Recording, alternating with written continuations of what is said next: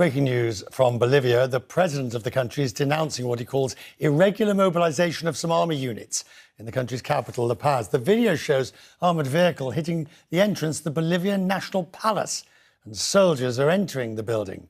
State media is reporting tanks gathering near the main square in La Paz. President Luis Arce wrote on X that democracy must be respected, and the country's former president wrote on X, a coup d'etat is brewing. Patrick Ottman is on the phone. Patrick, it sounds from what we're hearing that both political spectrum of, of the regular parties, President Morales and the current president, both of them would be very much concerned that a coup by the army is underway. Yeah, it certainly looks like that, Richard, and it's raising the specter of the not-so-distant past here in Latin America, where troops and their commanders, when they disagreed with the democratically elected governments of their countries, would simply oust them, a lot of times with U.S. approval. But so far, we are seeing across the region immediate condemnation from the left to the government of Chile, to the right to the government of Chile, to the left here in Cuba. So just amazing to see the governments across the region reacting with this playing out minute by minute on the streets of La Paz, where you have these soldiers, some of them masked, some of them breaking down the doors of the presidential palace, and so far apparently not being opposed by either police or other military in Bolivia. And apparently the tensions between the democratically elected government of Bolivia, of Luis Arce, and the military. Some reports that there have been senior commanders who've been who lost their jobs in the last several days, and apparently may be angry over that. Right. And that has spilled over very, very publicly, violently, and hopefully, the violence will not get worse. But where this all goes is very unclear, because certainly the region has lost its appetite for this kind of thing. Right. And first of all, do we know the whereabouts of the president and the safety of the president and his cabinet? But related to that, this coup, I mean, can it expect, if it is a coup, can it expect to receive support from any neighbours? Because obviously, what's the point of taking over if you become a pariah and, essentially nobody wants anything to do with you?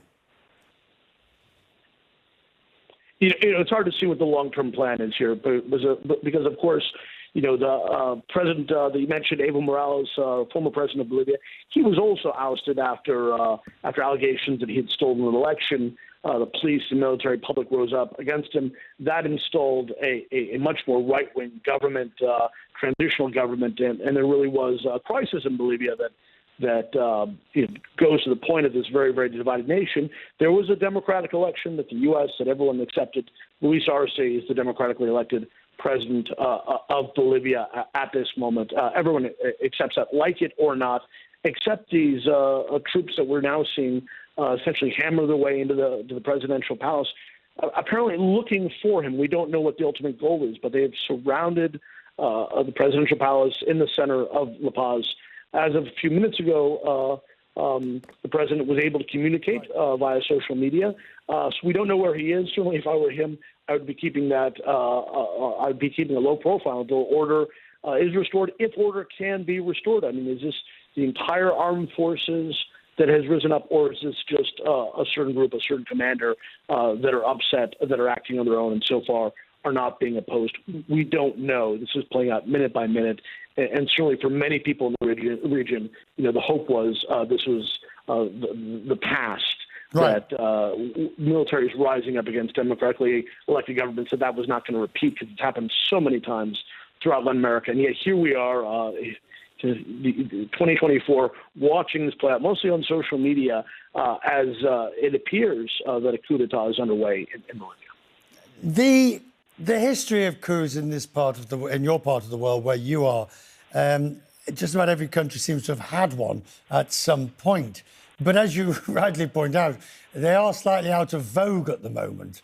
Other neighbours, international organisations, don't really encourage them, let alone encourage those who then who then support them.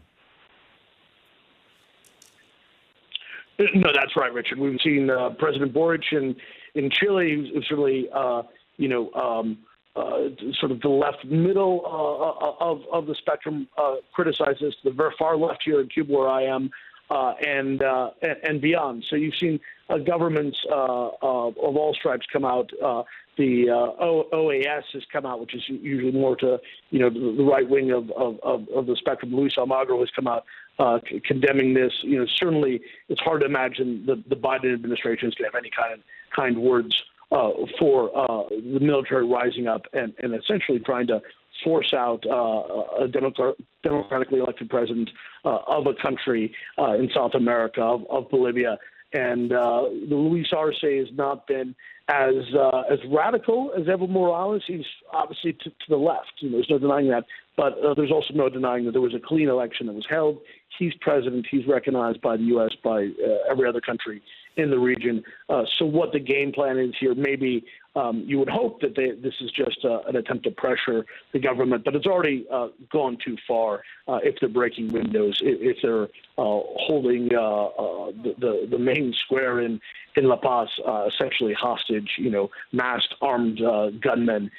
This is something that could lead to much greater violence if it's not contained very quickly. And Patrick, if this follows as the formula that we often see with a coup, no doubt at some point the internet will be cut off, at some point communications will be cut off, and at some point some general will appear on television to claim that it was all being done in the name of the people and that they were rescuing them from whatever. I mean, that's if this is, and I don't mean to be flippant when I say, if this is a good old-fashioned South American, Latin American, Central American coup, that's the way it'll go. But the fact it hasn't really speaks volumes about perhaps the planning and the long-term success of this. But the fact that we're watching the images on social media, that the internet, and of course I'm not there, but the internet appears to be working for many people, and that Bolivian journalists are doing their job quite admirably in getting out the information as well as they can. Speaks to the fact that this coup or uprising or whatever you want to call it, it does not have all the elements they would need, because you want to have that information blackout immediately. And yet we are watching and seeing updates second by second, new images coming in, and that probably says a lot about what could happen here and the lack of total control. I have to say, Patrick, I loved your phrase. You are the master of the understatement, taking things a bit too far, which I think sums up exactly, because this is nasty, Patrick. This is nasty. It's going to end poorly for somebody, obviously there's been a fight brewing between the military and the civilian leadership in Bolivia now, going on some time now. You have typically right-wing elements in the military, and they've been unhappy with the left-wing leadership. But hard to see how this ends well for the people who are trying to take control of the country at the point of a gun. Patrick Ottman, who's in Cuba watching events, and we'll be back to you the moment there is more to report. Thank you.